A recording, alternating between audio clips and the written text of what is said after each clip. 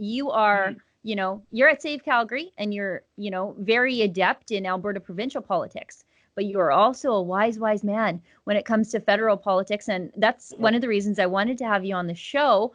Justin Trudeau was just found guilty of another ethics violation in the SNC Lavalin scandal. And it is, we've got a real problem here when the ethics commissioner is numbering the Trudeau ethics reports. That's unusual. With regard to a prime minister, we certainly didn't see that sort of thing with Stephen Harper now, did we? No, in fact, Justin Trudeau broke ground. He made history when he became the first prime minister to break sitting prime minister to break conflict of interest rules. And he's just made history again by being the only prime minister to break those same rules twice in his same mandate in office. And you're right. The ethics commissioner has to label which Trudeau ethics report this is because, again, there's been more than one. And, the arguments coming from Mr. Trudeau and his team are that they've never done anything wrong. That and not just on this issue, they've never done anything wrong ever in their time in office. It's only us poor folk who aren't clever enough to understand what they're trying to do and if we were just a little bit more sophisticated, we would be able to see that the great good of this prime minister and his team outweighs all petty considerations like breaking rules and violating the law.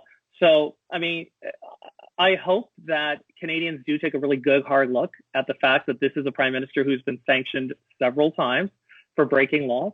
This is a prime minister who claims to be a feminist, but then drummed two of his most senior women ministers out of office for raising, as it turns out, entirely legitimate concerns about his actions on this file. This is a prime minister who claims that First Nations reconciliation is his top priority, and yet when the Justice Minister, the first Nations Justice Minister, raised concerns about his interference in an impartial investigation and prosecution of a corporate villain, he totally overruled her and then shoved her to the side and has now even suggested, well, she just never was on our side. She really wasn't one of us.